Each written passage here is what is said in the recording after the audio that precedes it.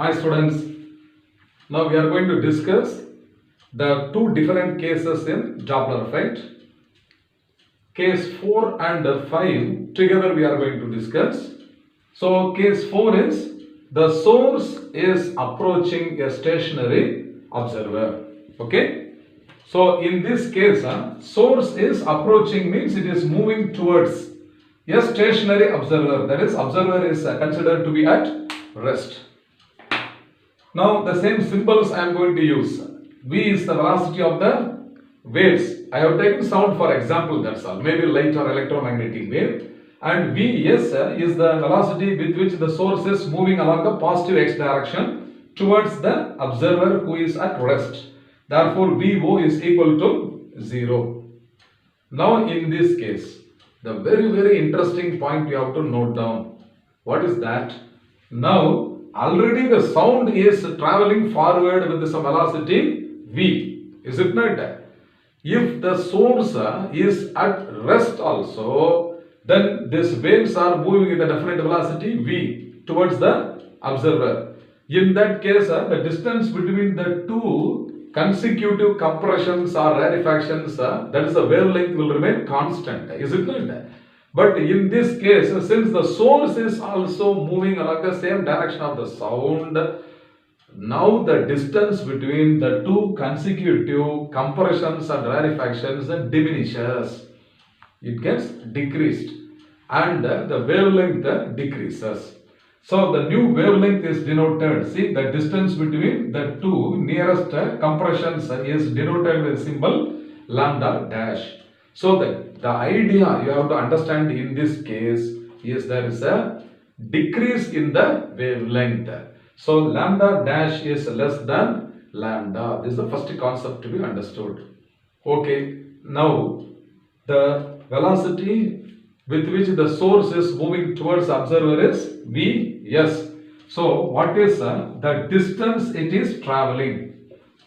How much distance is traveled by the source in a time equal to the period t.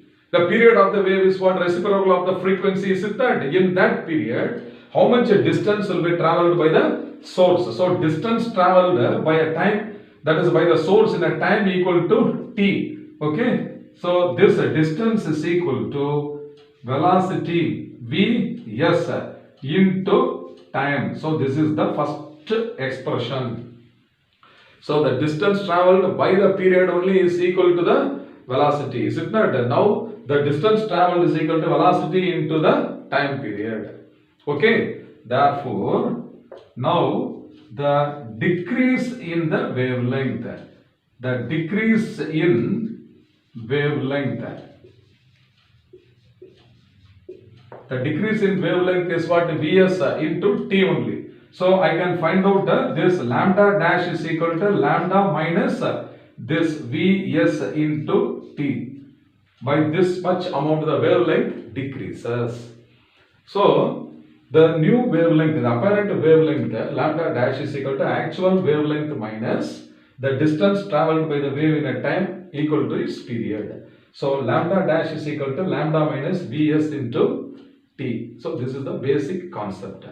Now this therefore apparent frequency, the apparent frequency due to the motion of the source towards the stationary observer must be equal to what? F dash. F dash is equal to its actual velocity divided by the wavelength lambda dash. Understand that? So this is now equal to V divided by lambda dash is what? Lambda minus Vs into t. Understand that? But we have already studied that relationship between the velocity of the wave V, its actual wavelength lambda, and actual frequency f. V is equal to f lambda, or lambda is equal to V by f. Is it not? So we know that lambda is equal to V divided by f.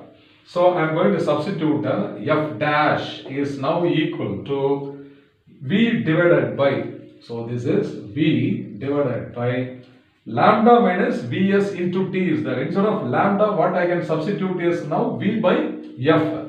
So the first term is v by f minus of vs into time period. Time period is nothing but the reciprocal of the frequency. So vs divided by f. So that f dash is now equal to v divided by v minus vs whole divided by f. Look at the denominator. The actual frequency f can be shifted to the numerator, is it not? Therefore, I can write f dash is equal to f multiplied by v minus vs. So this is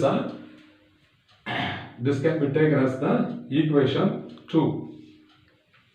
So the apparent frequency f dash is actual frequency f multiplied by what? V by v minus vs. So v minus vs must be naturally less than v. So here the numerator is a lesser numerator is v and the denominator is v minus vs is a lesser than v, means definitely here f dash must be what, greater than f, isn't it? So greater factor divided by a smaller factor. Therefore f dash is greater than f. So the apparent frequency must be greater than the actual frequency.